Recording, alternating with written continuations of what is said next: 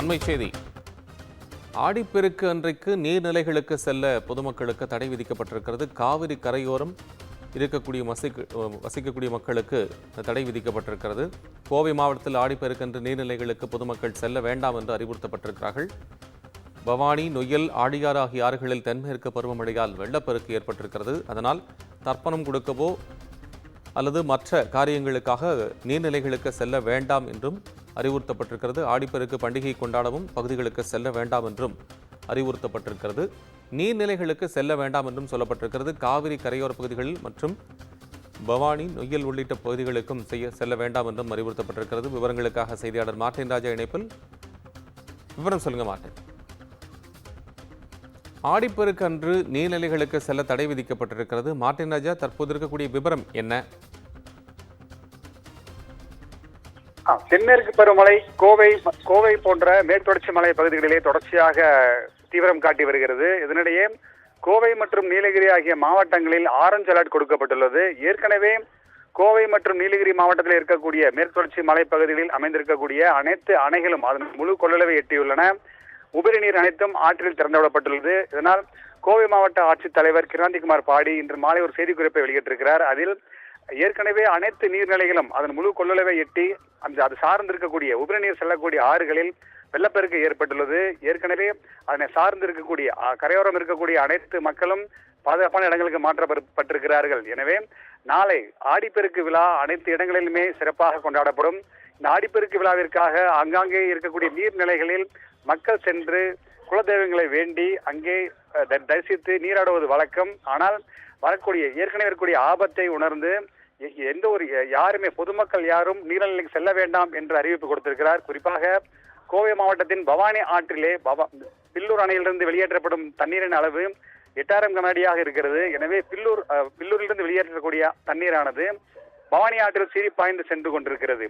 எனவே பவானி ஆற்றங்கரையோரத்தில் நீராடக்கூடிய இடமோ எந்த ஒரு படித்துறையிலுமே பக்தர்கள் சென்று நாளை ஆடி 18 ஆகஸ்ட் 3ஆம் தேதி ஆன நாளை யாரும் ஆற்றில் இறங்கக்கூடாது என்று தெரிவித்திருக்கிறார். இதே போல சிறுவாணி அணையிலிருந்து வெளியேறக்கூடிய தண்ணீர் நொய்யல் ஆற்றிலே வெள்ளமாக பாய்ந்து கொண்டிருக்கிறது.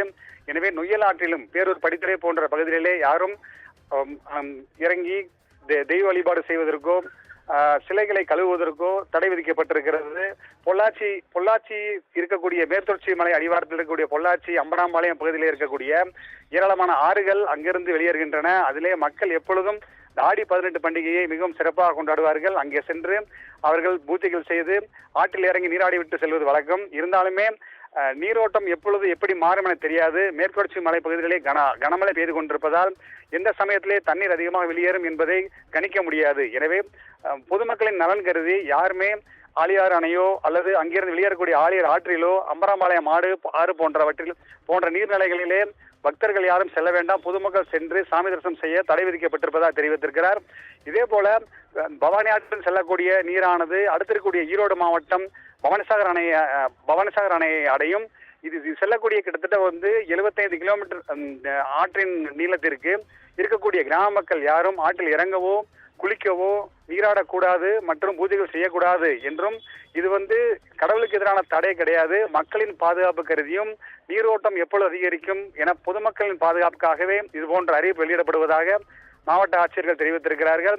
குறிப்பாக சேலம் மேட்டூரில் இருந்து திறந்துவிடப்படக்கூடிய தண்ணீரானது எடப்பாடி, பூலாம்பட்டி காவிரி கரையோரத்தில் அதிகமான பக்தர்கள், ஆயிரக்கணக்கான பக்தர்கள் இந்த ஆடி 18 அன்று புனித நீராட வருவார்கள்.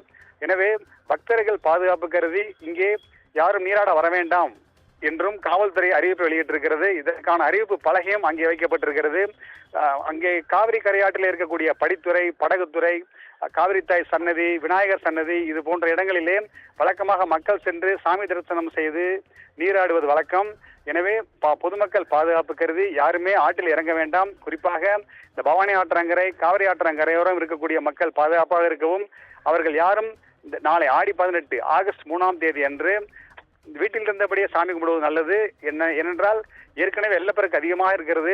குறிப்பாக காவிரி ஆற்றங்கரையிலே கர்நாடகத்திலிருந்து திறந்துவிடப்பட்ட தண்ணீரானது 1,50,000 கனஅடியை நெருக்கி சென்று கொண்டிருக்கிறது. அனைத்து கரையோரங்களிலும் வெள்ளவாய எச்சரிக்கை விடப்பட்டிருக்கிறது. எனவே பொதுமக்கள் அவர்கள் பாதுகாப்பு கருதி யாரும் ஆற்றில் இறங்கவோ குளிக்கவோ வேண்டாம் என அந்த சேலம் மாவட்ட ஆட்சியரும் அறிவிப்பு வெளியிட்டிருக்கிறார். காவல்துறையும் ஆற்றில் இறங்கி குளிக்க தடை விதித்திருக்கிறது.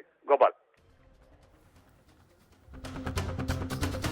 மார்ட்டின், உங்களுடைய விவரங்களுக்கு நன்றி.